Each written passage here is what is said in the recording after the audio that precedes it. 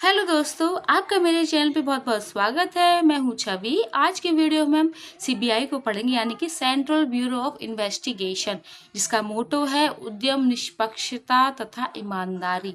इसका गठन 1963 में हुआ है।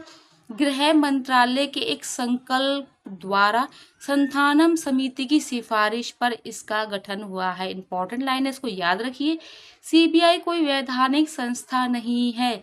इसका मतलब ये है कि सीबीआई ना तो संवैधानिक संस्था है और ना ही वैधानिक संस्था है।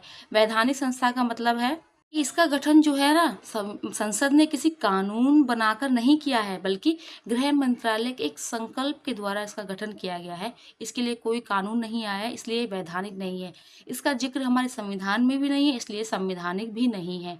तो इसलिए ये गैर वैधानिक निकाय है। इसको भी आप याद रखिए, इंपॉर्टेंट लाइन है। दिल्ली विशेष पुलिस अधिष्ठान अधिनियम 1946 से मिलती है। सीबीआई केंद्र सरकार की मुख्य अनुसंधान एजेंसी है, यानी कि रिसर्च का कार्य करती है केंद्र सरकार के लिए।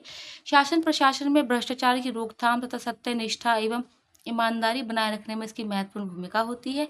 इसके कार्य है भ्रष्टाचार निरोधक एजेंसियों तथा विभिन्न राज्य पुलिस बलों के बीच समन्वय स्थापित करती है। केंद्र सरकार के कर्मचारियों के भ्रष्टाचार, घूसखोरी तथा दुराचार आदि मामलों का अनुसंधान करती है, यानी कि उनके बारे में पता लगाती है।